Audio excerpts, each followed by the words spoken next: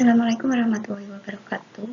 Perkenalkan, nama saya Putri Islamawati dengan NIM 23060200045. Di sini saya akan menjelaskan materi lapisan bumi dan pada materi Kapita Selekta IPA. Dosen pengampunya adalah Ibu Feni Widianti. Peta konsep dari lapisan bumi itu meliputi atmosfer, hidrosfer, dan litosfer. Selanjutnya, apa itu lapisan bumi? Jadi lapisan bumi adalah suatu bagian yang menyusun dan menstruktur bumi. Jadi bumi merupakan tempat hidup manusia, hewan, dan bentuk bumi itu juga bulat. Dan itu dapat diketahui dari penelitian dan fakta ilmiah dari ilmuwan. Oke, di situ ada surat Al-Baqarah ayat 22 yang berbunyi alladzi ja'ala lakum ardha rasam sama abina wa anzala minas sama'i ma'an fasnabi minas sama'i rizqalakum fala taj'alu lillahi amdatan wa antum ta'malun. Yang artinya itu yang menjadikan bumi sebagai hambaran bagimu, langit sebagai bangunan, dan menurunkan air dan lalu mengeluarkan dengan air itu berbagi buah sebagai rezeki bagimu. Oleh karena itu, jangan kamu menjadikan sekutu bagi Allah, padahal kamu mengetahui. Surat Al-Baqarah ayat 22. Dan selanjutnya itu ada surat Al-Mulk ayat 15, yaitu walladzi ja'ala lakum arda dalulan famshu fi manabiha wa kulu min rizqi wa ilaihi nusyur. Yang artinya, dialah yang menjadikan bumi untuk kamu yang mudah dijelajahi, maka jelajahilah di segala penjurunya dan makanlah sebagian dan rezekinya, dan hanya kepadanya kamu kembali setelah dibangkitkan. Selanjutnya adalah bentuk bumi. Jadi di sini ada surat Al-Baqarah ayat 22, yaitu alladzi ja'ala lakum arda firasa. Artinya dialah yang menjadikan bumi sebagai hambaran bagimu. Jadi bentuk bumi itu bulat, mendapat hasil penelitian dan fakta ilmiah yang diperoleh oleh para ilmuwan. Jadi ukuran manusia sangatlah kecil jika dibandingkan dengan ukuran bumi. Maka seolah-olah bumi seperti hamparan bagi manusia. Selanjutnya adalah atmosfer.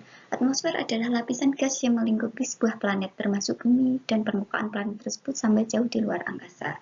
Di sini dijelaskan dalam surat Al-Fussilat ayat 12.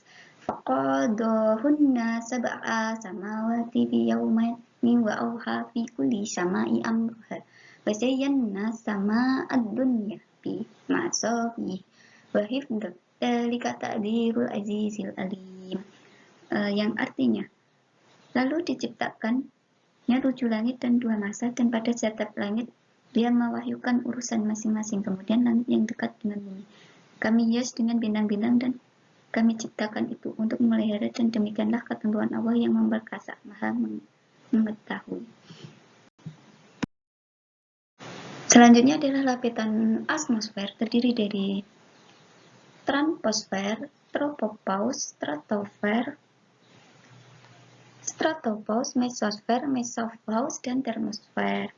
Di sini itu atmosfer memiliki kekebalan lebih dari 1000 km di atas permukaan bumi. Selalu berpindah karena adanya perbedaan panas di ekuator dan kutub bumi. Dan yang terakhir terbagi berdasarkan perubahan suhu yang sangat terkait dengan ketinggiannya dan permukaan laut. Selanjutnya itu ada gambar dari troposfer. Troposfer merupakan lapisan atmosfer yang paling dekat dengan bumi dan menepati lapisan atmosfer terendah. Dan yang kedua ada gambar tropopause, itu wilayah perbatasan yang menandai transisi ke lapisan di atasnya. Yang ketiga itu ada juga gambar dari stratosfer, yaitu lapisan yang berada pada ketinggian 10 km hingga 50 km. Lapisan ini aman sebagai jalur penerbangan karena sedikit berawan dan tidak ada aktivitas cuaca. Dan yang keempat itu ada gambar stratopause, batas antara atmosfer dan mesosfer dengan wilayah isotermal yang suhunya tetap meskipun tingginya meningkat. Dan di situ ada gambar mesosfer, yaitu lapisan terletak di atas stratosfer dengan perbatasan di atas stratopause berada ketinggian 50-85 km. Dan mesofas itu lapisan mesofas memisahkan mesosfer, dan terakhir itu termosfer. Di situ juga ada gambarnya, yaitu lapisan yang panas dengan suhu mencapai 80 derajat Celcius. Dan yang materi kedua itu adalah tekanan udara. Apa sih tekanan udara? Tekanan udara merupakan tekanan atmosfer pada seluruh permukaan yang bersentuhan dengannya. Tekanan atmosfer ini diberikan oleh partikel-partikel gas yang menyusun atmosfer. Selanjutnya adalah tekanan udara sebanding dengan gaya yang diberikan partikel dan perbandingan terbalik dengan luas bidang yang dikenalnya. Sedangkan partikel ini dibandingkan dengan beratnya. Apa yang terjadi pada partikel jika udara dipanaskan? Itu yang terjadi adalah gravitasi bumi menarik kuat molekul-molekul udara di permukaan bumi, dan semakin ke atas gravitasinya akan semakin lemah. Selanjutnya adalah lapisan kimia atmosfer. Atmosfer dapat dibagi menjadi beberapa bagian berdasarkan komponen bahan kimia yang menyusun, yaitu seperti ionosfer. Lapisan teratas atmosfer, ionosfer membandingkan sejumlah besar ion, yaitu partikel-partikel listrik. Ada heterosfer, itu lapisan heterosfer berada di atas homosfer dengan komposisi utama gas-gas yang memiliki kerapatan lebih besar, di antaranya gas oksigen dan nitrogen. Dan yang terakhir itu ada homosfer. Lapisan homosfer berada pada ketinggian sekitar 0 sampai 100 km di atas permukaan laut. Homosfer mengandung gas komponen yang menyusun atmosfer yang seragam dari dasar hingga ke atas. Selanjutnya adalah komponen penyusun atmosfer. Itu yang pertama nitrogen atau N2. Itu melalui persentase terbesar penyusun atmosfer. Yang kedua relatif lembab dan tidak reaktif. Dan ketiga itu bahan protein dan nukleat asam. Jadi di situ ada juga bagian siklus nitrogen. Dapat dilihat ya teman-teman. Dan yang kedua itu adalah oksigen atau O2. Itu penting bagi pernafasan tubuh dan hewan. Yang kedua itu proses seluler termasuk kondisi lingkungan membutuhkan oksigen. Di situ juga ada bagan dan siklus oksigennya. Dan dapat dilihat ya teman-teman. Selanjutnya adalah komponen penyusun atmosfer, itu dari karbon dioksida atau C2O. Itu dihasilkan dari pembakaran fosil, sebagian gas rumah kaca yang menyebabkan sebagian radiasi matahari keluar dari bumi sehingga bumi tetap hangat. Dan yang terakhir itu bila terlalu banyak bumi akan menjadi panas. Di situ juga ada bagan dan siklus karbonnya. Yang kedua itu ozon atau O3.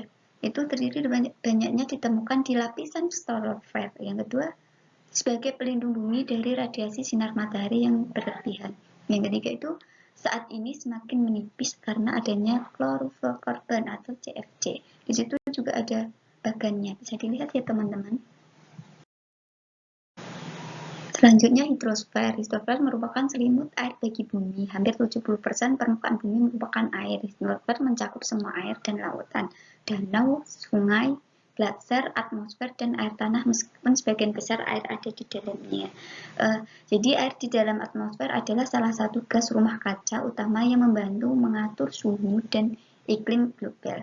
Selain itu juga mempengaruhi erosi, laju penguapan air laut, dan perseimbangan lainnya. Jadi siklus hidrologi menjadi air agar terus tersedia.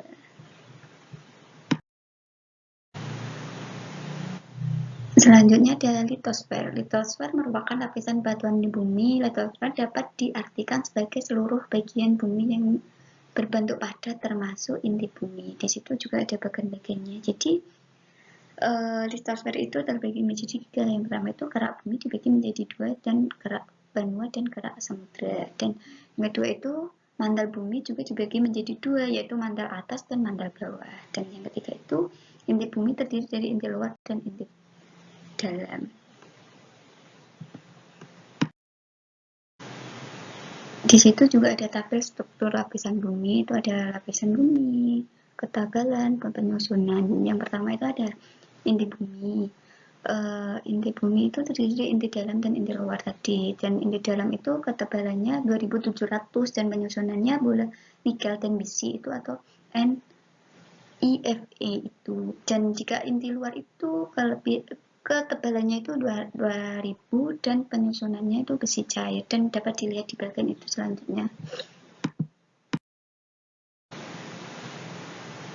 Jenis batuan itu sebagian besar memiliki struktur kristalin, bisa terbentuk dari pendinginan magma atau lava. Terdiri dari dua jenis, yaitu batuan intrusif dan batuan ekstrusif. Batuan intrusif berasal dari magma yang mendingin dan mengeras di bawah permukaan bumi, sedangkan batuan ekstrusif berasal dari lava yang keluar dari gunung api dan mengeras. Di situ juga ada bagannya dan bisa dilihat ya teman-teman. Selanjutnya adalah batuan sedimen, yaitu endapan oleh air angin atau pembawa yang lain. Endapan cenderung membentuk lapisan-lapisan. Jadi ketika timbunan semakin dalam, tekanan dan temperatur akan semakin tinggi. Keadaan seperti ini menyebabkan endapan sedimen berubah menjadi batuan. Di situ juga ada bagannya dan bisa dilihat ya teman-teman. Selanjutnya adalah batuan metamorf, yaitu terbentuk karena perubahan berbagai jenis batuan. Penyebabnya bisa karena temperatur tertinggi, tekanan besar, dan kerja kimia atau metamorfisme. Ada dua jenis batuan metamorf, yaitu batuan terfolisasi dan batuan tak terfolisasi. Batuan terfolisasi memiliki lapisan-lapisan mineral yang tersusun sejajar. Batuan tak terfolisasi tidak memiliki lapisan, dan di situ bisa dilihat bagannya. Selanjutnya, perubahan bentuk muka bumi. Jadi pelapukan pemecahan batuan menjadi kepingan yang lebih kecil oleh proses-proses alami. Perubahan ini disebabkan oleh udara, air, dan benda-benda hidup. Perubahan ini dialami diantaranya adalah ukuran, bentuk, dan komposisi kimia. Pelapukan dibagi menjadi dua, yaitu pelapukan fisika dan kimia. Di situ juga ada bagannya atau gambarnya dapat dilihat. Oke. Selanjutnya adalah pelapukan fisika. Disebut juga pelapukan mekanis tanpa mengalami perubahan komposisi kimia. Pelapukan fisika dapat terjadi melalui beberapa cara, diantaranya pembekuan dan pencairan, temperatur ekstrim disebabkan oleh tumbuhan dan hewan, dan eklofoliasi. Retakan pada batuan ini terjadi karena pembekuan air menjadi es. Air mengisi retakan pada batuan. Ketika membeku, volumenya mengembang dengan gaya yang sangat besar. Di situ juga ada bagannya. Selanjutnya adalah pelapukan kimia. Pemecahan batuan ini karena ubahan komposisi kimia yang melemahkan struktur batuan. Pelapukan kimia dapat terjadi melalui beberapa cara, diantaranya seperti oksidasi oleh oksigen, air yang melarutkan atau bereaksi dengan minimal dalam pembatuan, adanya asam berbonat karena reaksi dengan CO2, terus jenis asam lain dan aktivitas manusia. Jadi ada faktor-faktor pelapukan lainnya seperti waktu, iklim, suhu, kelembapan, ukuran batuan, jenis batuan, dan komposisi mineral. Perlu diketahui bahwa tanah merupakan hasil dari pelapukan batuan yang membutuhkan waktu ratusan bahkan ribuan tahun. Selanjutnya adalah erosi dan pengendapan. Erosi merupakan proses pengambilan dan pemindahan sedimen. Proses penempatan sedimen pada lokasi baru disebut pengendapan. Contoh erosi dan pengendapan dapat diamati setelah hujan lebat. Aliran air sungai memotong lumpur disebarkan oleh di sebelah aliran. Erosi ini menggerakkan sedimen. Gaya yang berperan di sini adalah gravitasi dengan batuan seperti air dan es. Selanjutnya adalah hasil sedimentasi atau pengendapan. Di situ ada 3. Yang pertama itu ada epaulet danau atau tapal kuda. Yang kedua adalah alluvial fan atau kipas alluvial. Dan yang terakhir adalah pembentukan danau tapal kuda. Selanjutnya adalah mikonsepsi. Selanjutnya mikrosepsi bumi datar. Mengapa muncul mikrosepsi demikian? Bagaimana penjelasannya kepada siswa? Ketika siswa melihat ke halaman dan yang tampak adalah hamparan tanah yang datar. Jadi bumi terlihat datar karena ukuran bumi yang jauh lebih besar daripada ukuran manusia, sehingga yang mampu dilihat manusia terbatas tampak datar.